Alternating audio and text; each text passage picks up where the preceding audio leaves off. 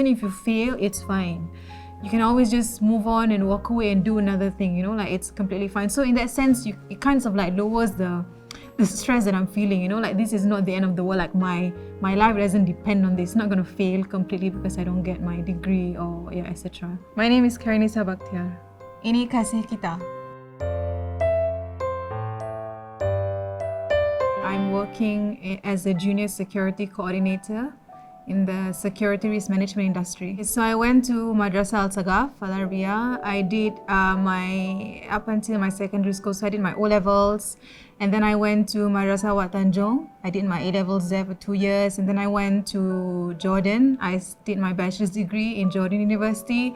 Then I went to Qatar. I did my master's in Islamic ethics for 2 years. And then I came back to Singapore. I did another master's degree in Asian studies at Nanyang Technological University. I was very studious, so I knew what my mom wanted me to bring back from school, so I brought back the grades. I didn't have a lot of problems when I was young. But for me, it's a good pressure for me, so it kind of like pushed me to just, you know, do well in school, bring back the grade. I just started doing like part-time teaching jobs when I was free, and also when I was waiting for my full-time job, that's what I would do. When I came back to Singapore, I did my master's in Islamic ethics in Qatar, right? So when I came back, I actually applied for a couple of research job opportunities, and then I thought like I wanted to go to a PhD from there on. But then I feel like Islamic ethics or Islamic studies in particular in Singapore is a very small and niche industry. So aside from like being a teacher in the religious schools or mosques, there's not really much opportunities. Like it's a very small niche, you have a lot of people applying for the job.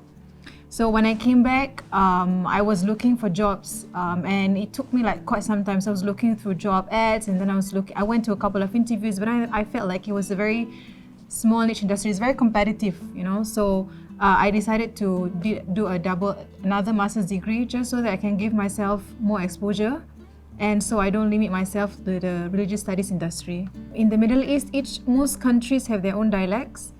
So although I studied Arabic here in Singapore in the formal school system, but it was formal Arabic. So when I went to Jordan, they basically speak informal Arabic, and it's basically like a very different Arabic altogether.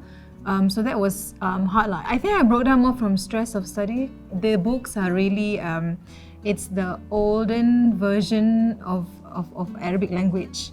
So it takes a lot of time to really understand one paragraph. So I remember there was one time when I was studying for an exam, and one paragraph actually took me like 3 hours to understand and comprehend. And the next day was the exam. So that was very, very stressful. I called my mom. I think the only thing that helped me during my very stressful periods is talking to my mom. So I would just drop her a text and just told her like, I'm feeling very stressful right now. You know, I have exams I don't think I can do, all that kind of stuff. And then like just getting a text from her, one small text, like it would completely, like all my stress would just go away just like that. The one thing that really helped me was that she would always try to make me think from a different perspective. Like even if you fail, it's fine. You can always just move on and walk away and do another thing, you know, like it's completely fine. So in that sense, it kind of like lowers the stress that I'm feeling, you know, like this is not the end of the world, like my life doesn't depend on this. It's not going to fail completely because I don't get my degree or etc.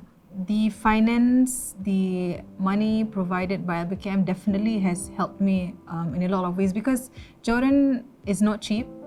So the currency is like, so 1 Jordanian dinar is 2 Singapore dollars. So it's not cheap. And then you have to like rent a house, accommodation wise, and then the fees of studies also is not cheap. So in that sense, like it may not be a lot compared to the real expenses I have to pay, but it definitely goes a long way in helping me studying there. Lasting, beneficial, knowledgeable, and magnanimity. L is lasting. So I hope this organization will be a vessel for us, a lasting vessel for the community to support students who are in need. And then B is beneficial. Over the years, they have benefited a lot of students. K is knowledgeable. So these organizations, obviously it enables a lot of students to seek knowledge. And then M is magnanimity. It's an organization that represents our community who wants to be generous, who desire to be generous and then help those who are in need. Thank you, donors, for donating. I hope that a lot more people will come forward and donate to LBKM. because with your support, we're able to help a lot of students out there who are in need in their path to seek knowledge.